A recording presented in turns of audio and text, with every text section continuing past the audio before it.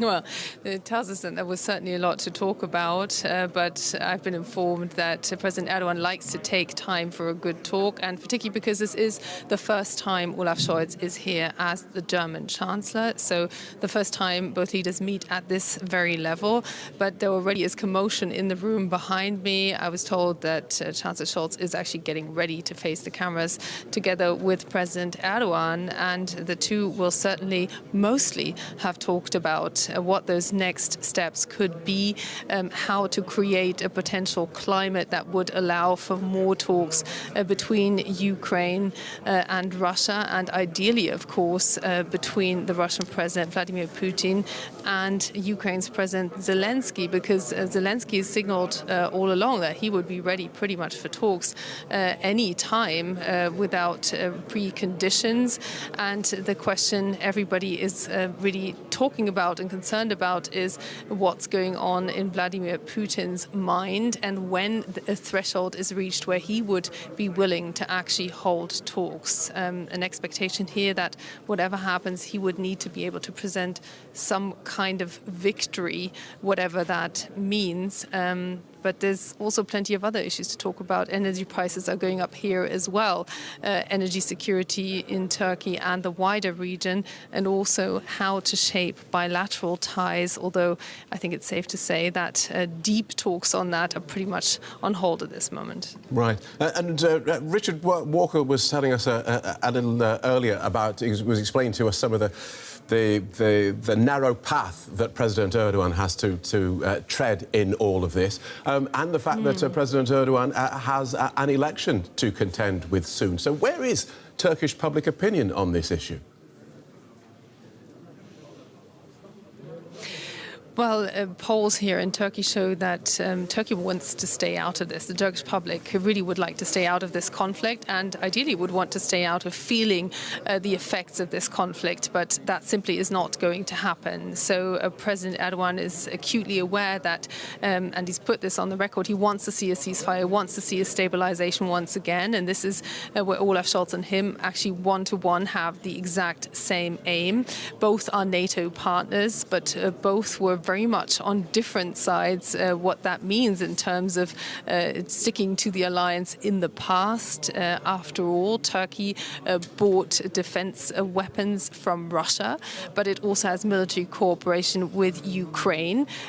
This is something that sparked a lot of debate within NATO in the past, and now President Erdogan actively sitting on the fence, at least in the sense of refusing to condemn Russia, to condemn Vladimir Putin, may give him that bit of clout to, if not become a mediator, at least a potential facilitator. So when we're talking about positive signals that Richard was talking about there, all eyes quickly turn on both Turkey but also potentially Israel as countries that are seen as fairly honest brokers, potentially by both sides, who could actually facilitate something in that direction.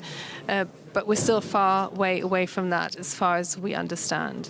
Right. And President Erdogan has often been angry with Germany over the years, particularly with Mr. Scholz's predecessor. Are these two leaders likely to see eye to eye on this war?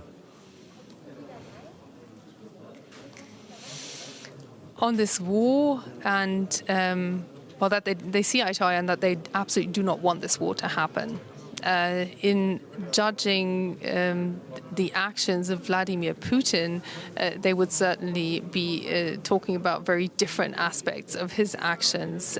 But at the same time, they share the outcome, but they don't really share the same fundamental values. President Erdogan is under constant criticism from both the Council of Europe, of which Russia was a part, but it's now excluded itself, isolated itself from that. But also European partners when it comes to media freedom. Also, you don't see large demonstrations here in Turkey. You can ask yourself, well, is that because people don't feel so strongly about this war? Is it because going to the streets here can get you arrested pretty swiftly in any case? So that is really a very different outlook on what good governance means. A lot of criticism, usually also wrapped up in the past with Angela Merkel in those economic interests. And let's not forget that there are many Turks or Germans of Turkish origin living in Germany. So there is a very strong cultural bond, and whatever political debate happens here also always takes place in Germany. Okay. And there are also other strategic interests in Libya, for instance. So a lot of issues that both sides don't see eye to eye on, but if there's one thing both firmly are behind, is finding a way to at least get a ceasefire in Ukraine. OK, well, as we wait for Chancellor Scholz and President Erdogan to speak, let's bring Richard Walker into the conversation. Richard, much is often made of personalities when in this conflict, of who can talk to Putin. Can Macron talk to him? Can Naftali Bennett or indeed Angela Merkel, can they talk to Putin? But it doesn't seem to have got any of them particularly far. I think you can really say that no Western leader has kind of cracked the problem of how to influence Vladimir Putin in a positive way, how to give him incentives to change his behaviour, to be less disruptive. And this crisis in relations between the West and Russia goes back to, I think, at the very least 2007, 2008 or so, and potentially even further back. And Angela Merkel, of course, in office here in Germany for 16 years, somebody who understood Russia well, who spoke Russian well, who had perhaps the most extensive dealings with Vladimir Putin of any Western leader, really by the end of it had failed to turn his behaviour. And see, the invasion that he's unleashed on Ukraine is the most extreme instance of this pattern of behaviour. But this goes back 15 years or so. We've seen other invasions, we've seen murders, we've seen attempted murders, we've seen hacking of the German parliament, we've seen a huge litany of kind of breaches of accepted behaviour by states, by Russia. And nobody's found a way to get Putin onto a different course. Right. And so as the peace talks between Russians and Ukrainians end today and scheduled to be resumed tomorrow, neither side has given ground. One can understand that Ukraine is not going to say, OK, here's our sovereignty. But then Russia started with a list of demands that at the outset sounded ridiculous. So it's hard to see what the point of these negotiations is, because there is one side appears to be ridiculous, and for the other side, they are utterly unacceptable.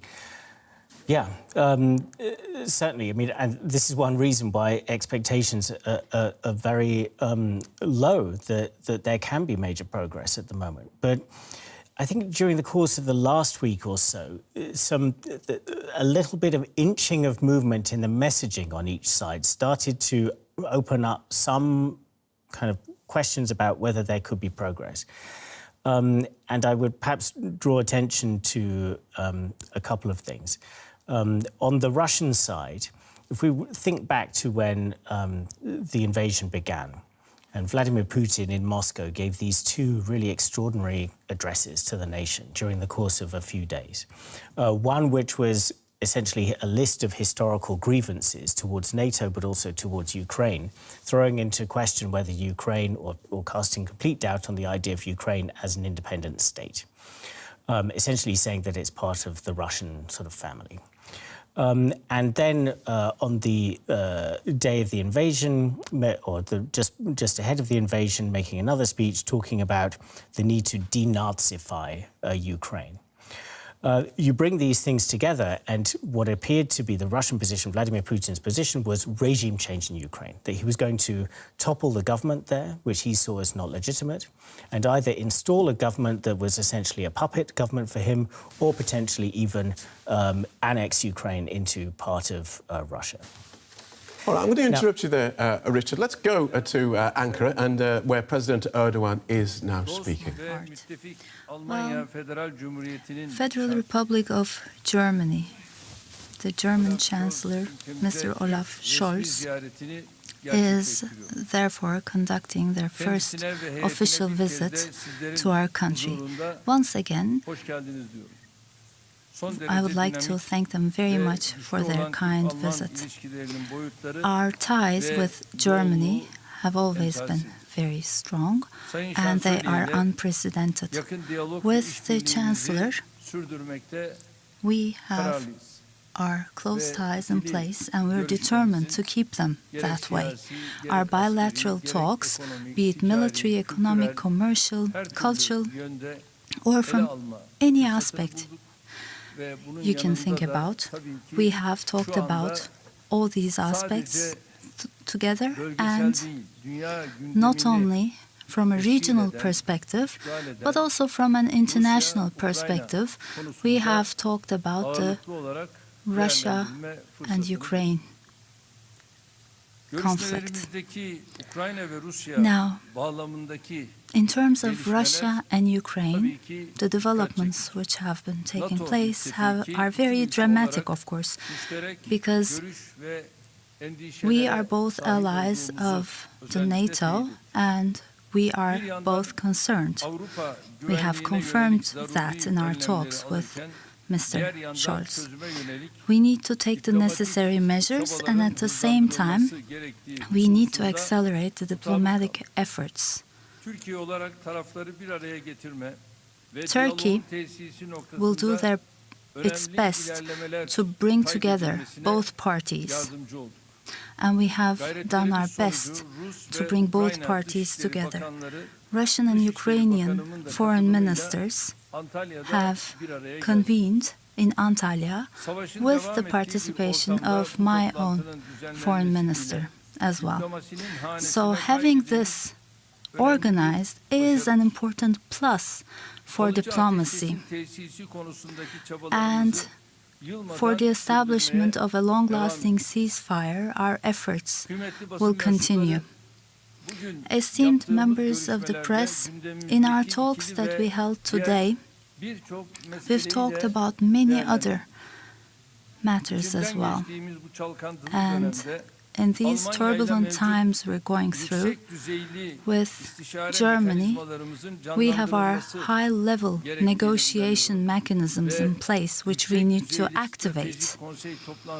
And in our high-level Strategic Council meeting now, it's Germany's turn, and I do hope that our ministers will get together as soon as possible, and the high-level Strategic Council meeting will be held in Turkey as soon as possible. As members of the G20, our economic cooperation will be fortified further to everyone's benefit in the future.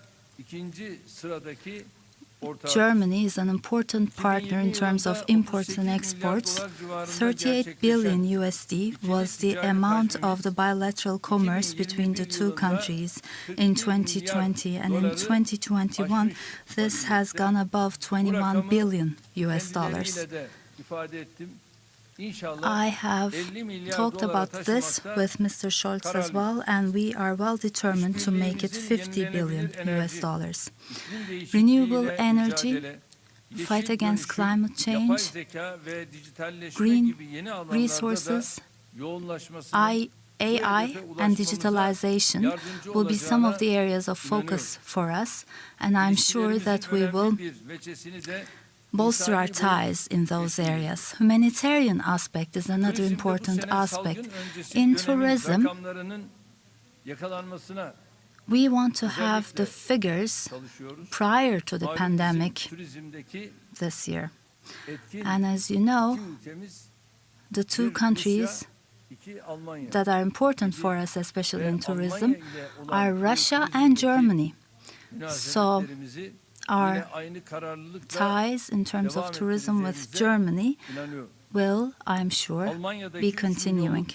3 million people of Turkish origin live in Germany, and they are a common diversity for both countries. Last October, Turkey-Germany workforce deal commemorated or marked its 60th anniversary. And this has helped Germany become a prosperous country. So the Turkish people in Germany have been very beneficial in the establishment of Germany. So also in terms of the fight of COVID-19, Özlem Türeci and Uğur Şahin have been a source of honor for both Germany and Turkey. For the Day of Medicine, the 14th of March, I'd like to mention their names and thank them very much once again on behalf of this opportunity. Esteemed members of the press, we find it very important to have close ties with Germany in our region. What's been happening recently has shown that Turkey plays a key role in terms of areas like security and energy.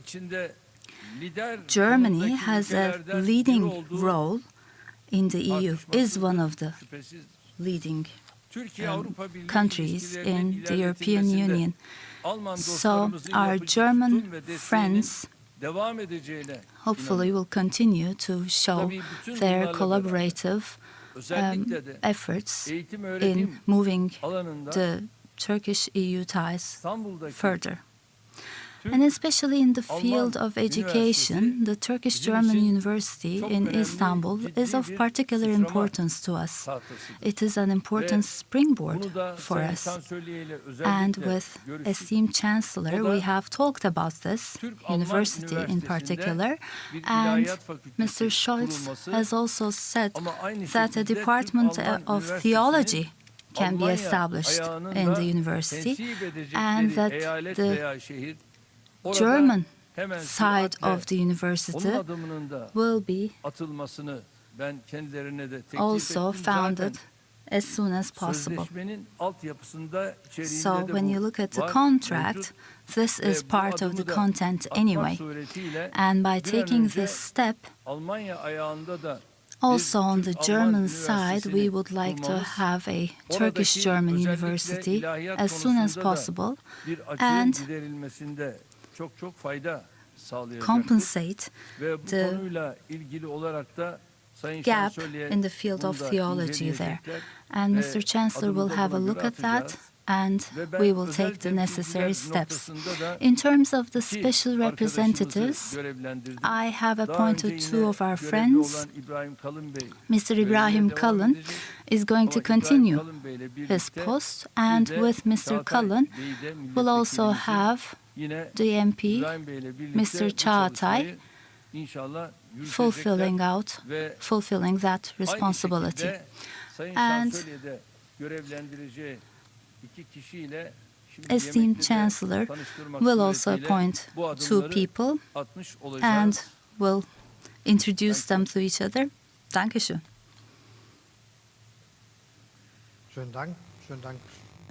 Thank you very much for giving me the opportunity to be here.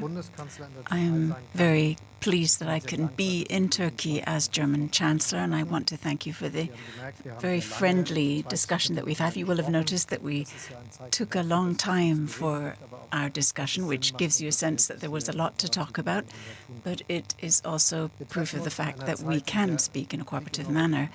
We meet at a time when there is war in Europe, something that none of us had ever wanted to imagine, although the danger was brewing over the last few years. The Russian invasion of Ukraine continues. There are atrocious images reaching us from the media from the east, especially of the country, and all of us, including myself and my colleague here, are glued to the screen, are terribly concerned about all of the people who are losing their lives and all of the families who are being destroyed and the destruction that is taking place in Ukraine as we speak.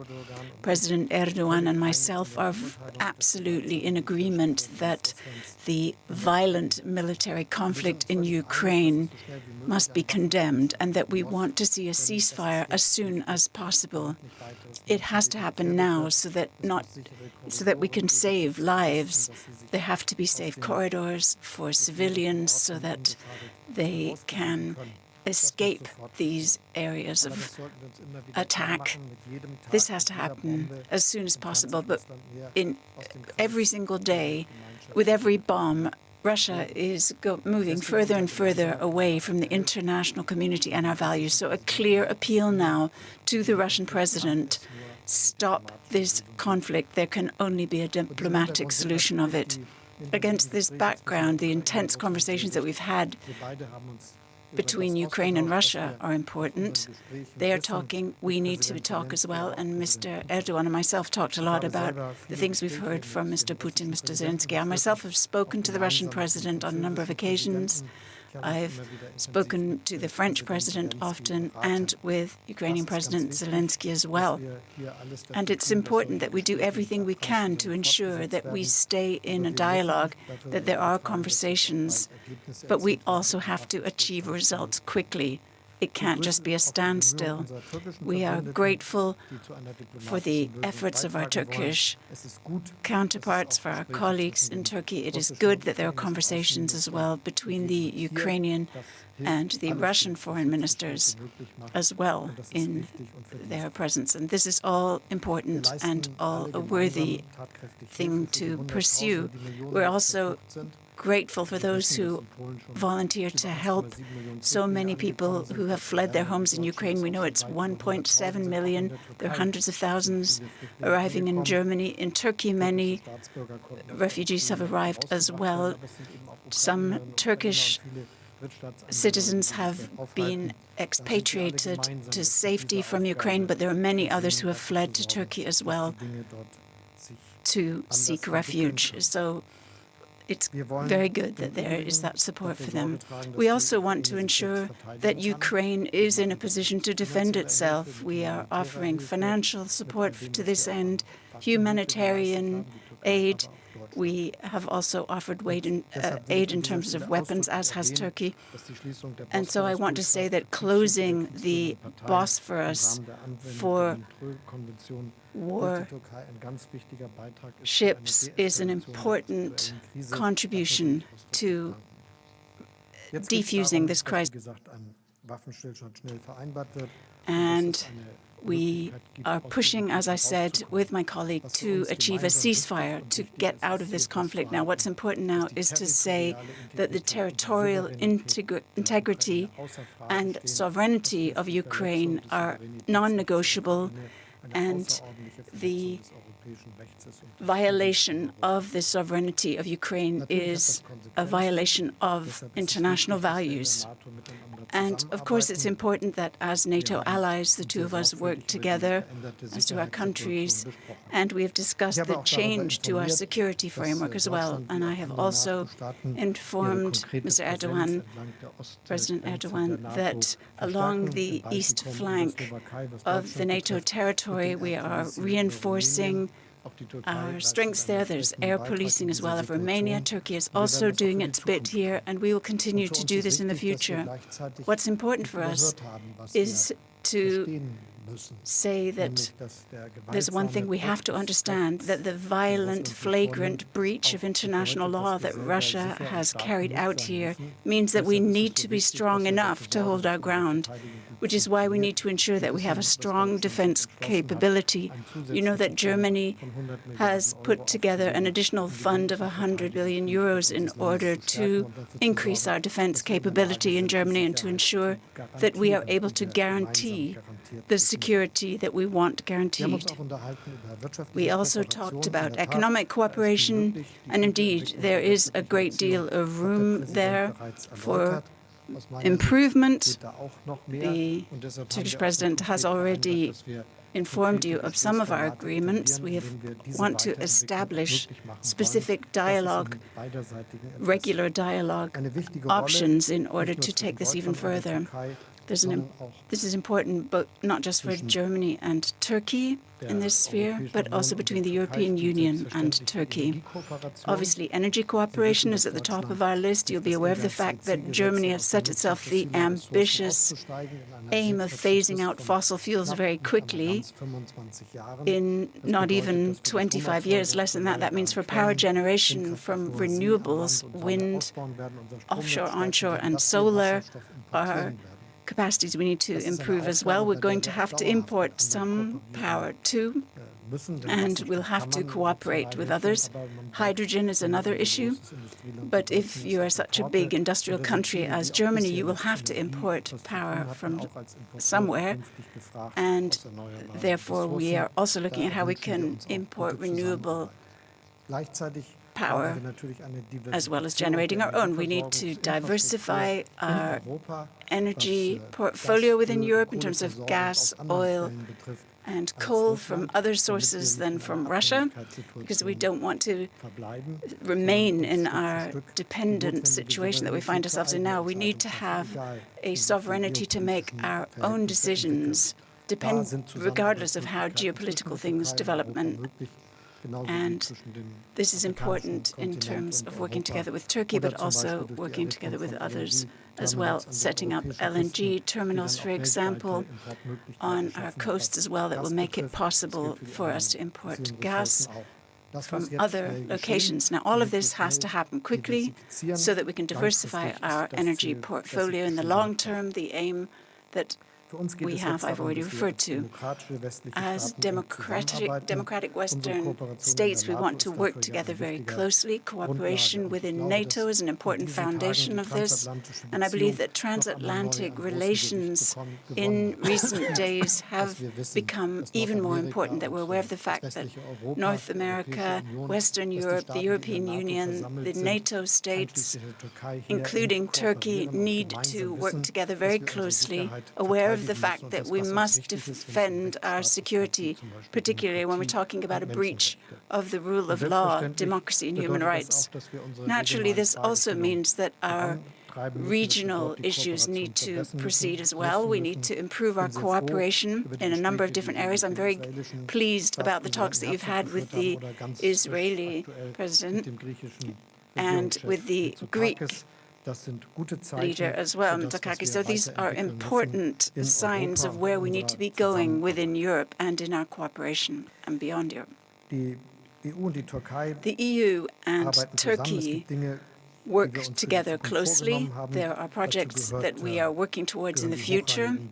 The high-ranking dialogues are part of this. Naturally, we want to work towards an improvement in the customs union and hope that we will get closer cooperation there. We continue to work together closely when it comes to migratory flows and the work of offering people who are fleeing their homes protection and refuge. And in the case of Ukraine, what we're seeing is that these issues keep cropping up. It's not something that's dealt with once, but as long as the world is as violent as it unfortunately is, there will be people who have to flee their homes, who have to find refuge, who have to find a new home for themselves. And for humanitarian reasons, we must do justice to our commitments. We have good lateral relations, and we need good bilateral relations. This is particularly true because in Germany there are many citizens of Turkish descent. Either they came to Germany from Turkey, or their parents did, or their grandparents did, and this is a very vital part of our society in Germany. And I am pleased that in the German lower house of parliament, the Bundestag, we have plenty of ethnic Turkish representatives who are helping to steer the course of our country. We have close economic ties, and this is true for our bilateral relations as well, and we want to build on these and improve on them. And naturally, and this has to be said as well, there are differences, different views, things that are difficult for our relations when it comes to the rule of law, human rights, or the perspectives of German citizens who are either arrested in prison or not allowed to leave their homes. I think we've achieved a bit of movement there, and I hope that we will find a mutually beneficial solution to these differences. We want to expand on our bilateral relations, and we want to harness the full potential of our ability to work together. My government stands behind me, and I think after this conversation I can say that we are both committed to achieving this. So once again, President, thank you for the reception today. Thank you for the long, constructive conversation we were able to have, and I very much look forward to our future cooperation. Thank you very, very much, Mr. Chancellor. You have been making very sincere remarks. I find them rather important for both countries. This is why our talks have really been cordial. And in the future as well, especially with the high-level strategic council meeting, of course, the related ministers will do what's necessary. Our special representative will do what's necessary. So a preliminary action will take place. And I do believe that at this high-level council meeting, we will be even better equipped. Now, from Germany's side and from Turkey's side, we will have two questions each. We'll have questions from the journalists.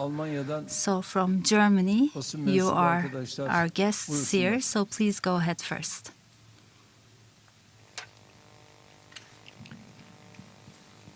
Yes, the floor goes to the German side first. Michaela Küffner, Deutsche Welle. Küffner from Deutsche Welle.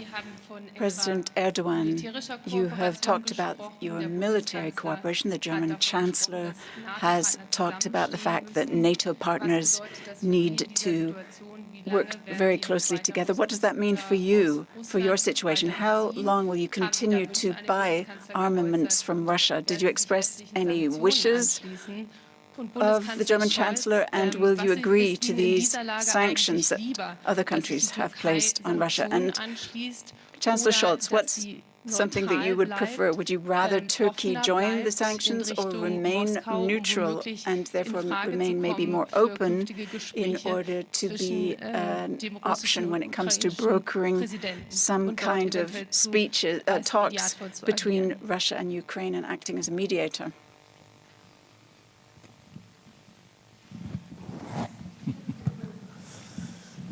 Şimdi basın mensubu arkadaşıma önce I would, first of all, like to tell our journalist friend the following. When you say military,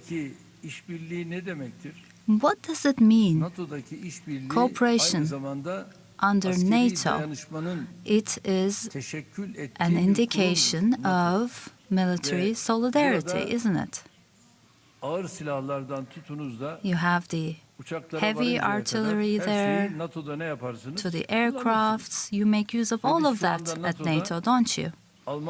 So at NATO, we are two partners with Germany, two significant countries of NATO. So, at such a point in time, it is indeed very important to consider this and what we could do as two members of the NATO. So that is indeed what we have done. The weapons, the armament we've bought from Russia, I see that you'd like to know about that. So there have been weaponry we have received so far. Well, so far, I mean, it's rather early to tell you what the future will hold, but it will depend on the circumstances. As I've said before to the members of the press, with Mr. Zelensky and with Mr. Putin, we have to be on amicable terms, but when it comes to sanctions, we will do what is necessary. We have done what is necessary under the UN rules. And what the NATO countries have not been doing, we have done to Ukraine ourselves. And the humanitarian aid is also like that. More than 50 trucks have been sent out to Ukraine, and we still are sending out trucks over there. Sehr schönen Dank. Das ist jetzt meine Sache, für Deutschland zu sprechen. Trotzdem glaube ich, speaking for Germany, I should first say that I think that Turkey has spoken out clearly against this war in Ukraine and has strengthened the importance of the territorial integrity and sovereignty of Ukraine and defends it and is actually sending weapons to Ukraine, not just humanitarian aid. So I think if we're talking about where we go from here, it's important to bear that in mind. I think that the European Union, as well as Germany and the US, would like to see clearer, more precise sanctions placed on Russia. They ensure that the situation is very, very different than many might have expected. The impact of these sanctions is greater than anyone might have predicted, and it really is directly impacting on Russia. And we're doing it because we want to ensure first a ceasefire and then an end of this violence and some kind of agreement that both sides can sign to change this situation. And we need to remember that we're not negotiating on behalf of Ukraine. When we speak with Putin, we do it. It's true for me, for the French president, and I understood that it's true for the Turkish head of state as well as the Israeli head of state, and for many others as well. We are acting in order to help Ukraine, but of course Ukraine must make the decision as to what is right moving forward for Ukraine. It would be presumptuous of anyone else to try to tell them what to do. Obviously, they will decide it. But what is clear is that Ukraine is a nation. It can't simply be eradicated. Whatever languages the citizens of Ukraine speak, the people of Ukraine want to defend their country and indeed do so every day. Yes. Again, the second question from the German side. Oliver Meyer-Rüth, ARD, Oliver Deutsches Meyer, Fernsehen. ARD, German TV. Lieber Herr Scholz, Mr. Scholz, Ihre Vorgängerin wurde ja your gelegentlich predecessor was vorgeworfen, dass sie occasionally aufgrund des accused Friedensabkommens beim of, Thema Menschenrechte when in it der comes to Türkei human beide Augen rights, verschlossen hat. Wie wollen Sie das in closing Zukunft her machen? eyes entirely Wollen Sie towards die Turkey Zügel in härter the anziehen oder refugee vielleicht dann sogar bei agreement. What are you Waffenexporten going das to dann mal do? Are you grünes just Licht going geben? to give Und green jetzt light eine when it Frage, comes die to an beide weapons gerichtet ist. exports? Der türkische And now a Staat question to will both Voice of you. of The America Turkish und der state Deutschen wants to Welle ensure that eine Deutsche Lizenz Welle aufzwingen. and Voice Die of Sender America befürchten, have dass das a zur license, Zensur and führt. these broadcasters are afraid Wie that sehen this will lead Sie to das, Herr Scholz, censorship. und What's your take was on sagen that, Sie dazu? Mr. Scholz? and Präsident Erdogan. yours, President Erdogan? Schönen Dank für diese Frage. Well, thank you very much for this question. First of all, I think when it comes to my predecessor, she has never turned a blind eye to human rights. I must come to her aid here and say that that's simply not true. And when it comes to the EU and Germany, we concluded an agreement with Turkey about cooperation when it comes to migratory flows that emerged after the terrible wars that took place in other countries, where many people fled their homes to Turkey. We must never stop doing this. We must always bear in mind that many millions of refugees are in Turkey and have found a new home for themselves. And the agreement that we made with Turkey has to do with the fact that we wanted to give the Turkish Republic an opportunity to do justice to this, access to schools, access to housing, access to the labor market for these people who have fled their homes. And this is factored in. That's what it's about with this agreement. It's about an agreement to help people who fled their homes. That's how I saw it, and that is how my predecessor saw it, and that's how the European Union sees it as well, having entered into these agreements. They are important.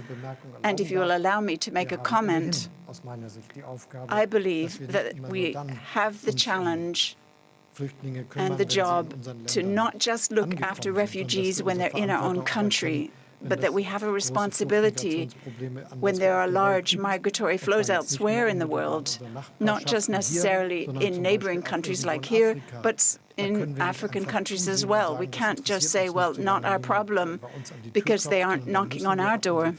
We need to do justice to our responsibility to them. And in this connection, we need the agreement that we have between Europe and Turkey. And otherwise, it's completely clear. We support the Deutsche Welle. I referred to this in the President. We would like to have them a free, unobstructed way of reporting in Turkey, and we are working towards this end. Yes. Now, let's take the questions from the Turkish side. NTV televizyonu Özden Arkuş, Sayın Özden Arkuş. olacak. Mr. Scholz, this question is for you. In your previous speech, you've said that a new security need has now come to the fore, has emerged. And you know that the engine of the national tank project of Turkey, for example, has been hampered by Germany. There is an implicit embargo. Will you take a new step to end this embargo?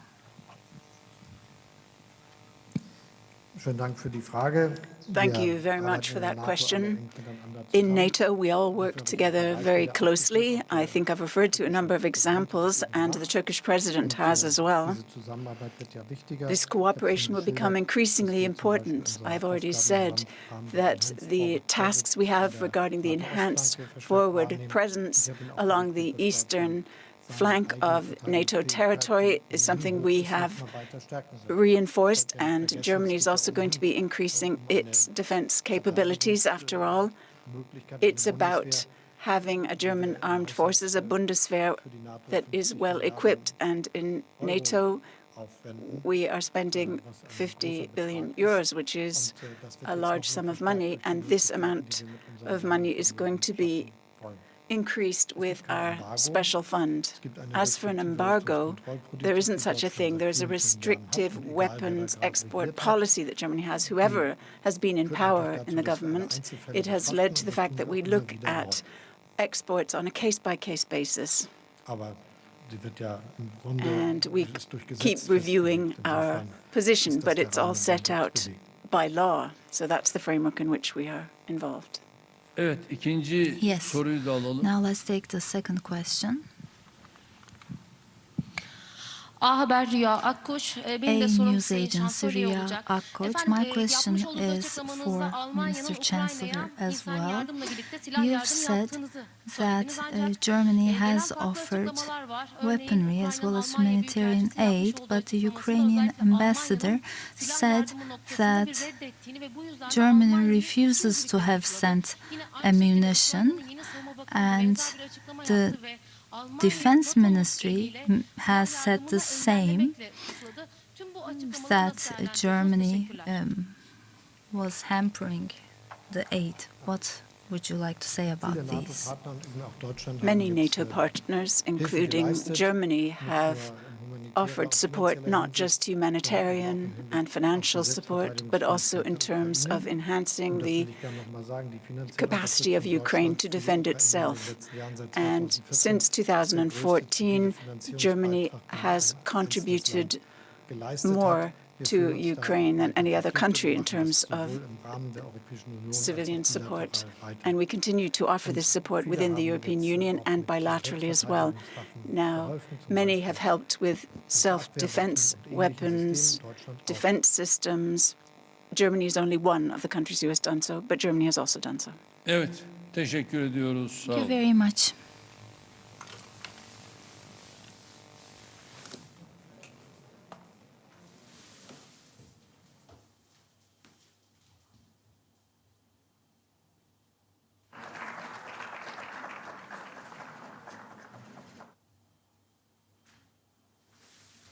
So that's the end of the press conference there between Turkish President Recep Tayyip Erdogan and German Chancellor Olaf Scholz. The two men met in the Turkish capital today. With me here in the studio, DW's chief international editor, Richard Walker, and we'll go to the Turkish palace in just a moment. But Richard, at the start of that press conference, statements from the president and then from the chancellor, and it was almost as though they were in two different meetings. Erdogan talking about saying that we talked about lots of things besides Ukraine, and then Chancellor Scholz opening by talking almost exclusively about Ukraine, and then tacking a few other things on the end. Yeah, but it was interesting, of course, you know, I mean, this trip, if there had been no invasion of Ukraine taking place, then that litany of issues would have been a different one. But of course, these talks in practice will have been dominated by the Russian invasion. But I think it does go to show that, you know, the Turkish-German relationship has been a very strained one, and Turkey's relations with the West generally in recent years have been under incredible strain.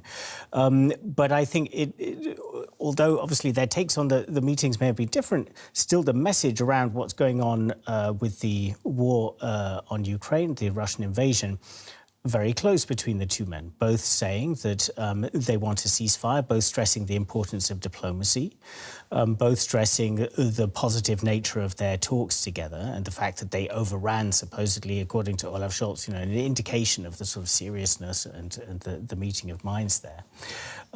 So yeah, I think I wouldn't necessarily overstress that kind of difference of emphasis that came out in terms of the way they presented their versions of the talks. Michaela Kufner, DW's chief political editor, was there at the press conference. Let's bring her in. Welcome, Michaela. Saw you there getting the first question in, trying to put the cat amongst the pigeons, trying to get Chancellor Scholz to get the President Erdogan to pick a side, and he didn't really. Well, he sort of said, well, we're all on the same side. Well, fair enough. I mean, you know, in the condemnation of the violence that is taking place, in both striving for a ceasefire, not wanting to see a war on their very doorstep, they are completely united. It's always interesting when leaders don't answer questions, and Olaf Scholz simply wouldn't answer the question whether he would prefer Turkey to now join the full scale of sanctions implemented by the West, or whether he would prefer Turkey to remain remain a lot more reserved. I put it as neutral, but he corrected me when I asked that question, saying, yes, there had been condemnation. Fair point. But whether he would not prefer to see Turkey continue to tread a very careful line so that it remains open as a potential, if not mediator, at least potential facilitator for future talks. Well, I take his non-answer as preferring the latter, because there aren't many countries that Vladimir Putin answers the phone to and is willing to see as a potential honest broker.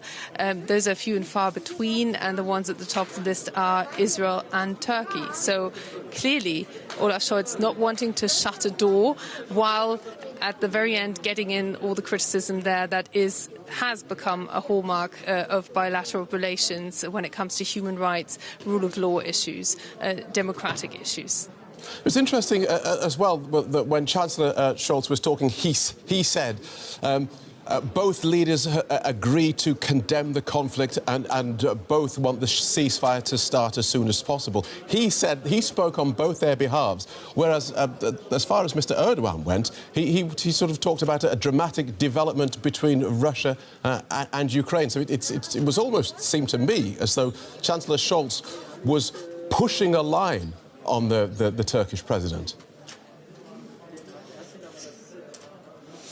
Well, I guess it gives the Turkish president also the chance that he didn't protest, while at the same time not having said the very words of condemning an aggression. It's not even just a policy, it's an aggression by the Russian side. That clearly keeps doors open.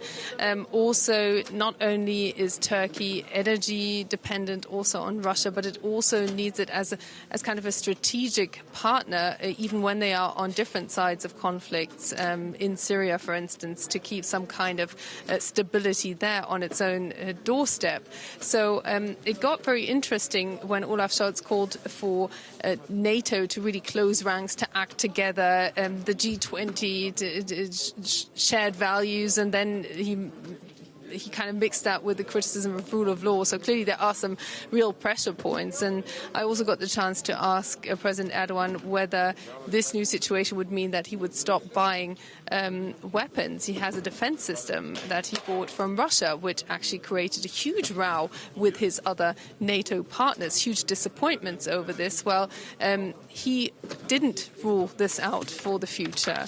And my reading of that is that he would closely look at what other offers he would potentially get, because from what I've heard, he didn't always get what he wanted, also not necessarily from Germany. So clearly those talks will be taking place between firmly closed doors, if not here in the presidential palace, certainly amongst those consultations that President Erdogan announced for the future. And Richard Walker, just a question on I think it was the third question when they were talking about Germany sending arms to Ukraine, and the question was asked. Well, it's question 4. There had been criticism from the Ukrainians that okay, so Germany changed its policy and is now sending weapons, but they're not sending ammunition. Well, I think Germany has faced criticism over an extended period about the degree of support that it's provided to Ukraine. But I think that has begun to dispel with some of the major decisions that Olaf Scholz himself announced a couple of weeks ago, with a massive investment in German defence, the decision to start supplying lethal weapons to the Ukrainian side. So that has eased somewhat. Now Germany is under pressure on another side of things, of mounting pressure to join an embargo of Russian oil and gas. That, of course, is a side issue. I would just like to pick up, though, on just what Michaela said there. This answer that Recep Tayyip Erdogan gave to Michaela to that question, will you keep buying these Russian surface-to-air missiles? And just the translation was, it's rather early to tell you what the future will hold. It will depend on the circumstances. So really kind of leaving that open. As Michaela indicated there, trying to establish potentially some sort of leverage, but maybe even on both sides, on the Russians to say, well, if you keep up with this, we're not going to buy your missile systems anymore. And also potentially towards NATO allies saying, look, if you want us back on side now, given this situation, then maybe you need to think about making us an offer. So I think that was a really interesting statement from Erdogan there about, you know, whether this very interesting kind of position that we were talking about just before this press conference that Turkey has, whether this crisis may end up with Turkey moving in one direction or another. We'll leave it there, but for now, thank you so much. Richard Walker, DW's Chief International Editor, and Michaela Kufner, our Chief Political Editor. Thank you both. Meanwhile, Russia and Ukraine have paused virtual talks aimed at ending this war in Ukraine until tomorrow. It comes as Russian forces step up their attacks against civilian and military targets across the country. Kyiv says it wants a ceasefire and the immediate withdrawal of Russian troops. Ukrainian President Volodymyr Zelensky says Ukrainians have no choice but to keep up their resistance. This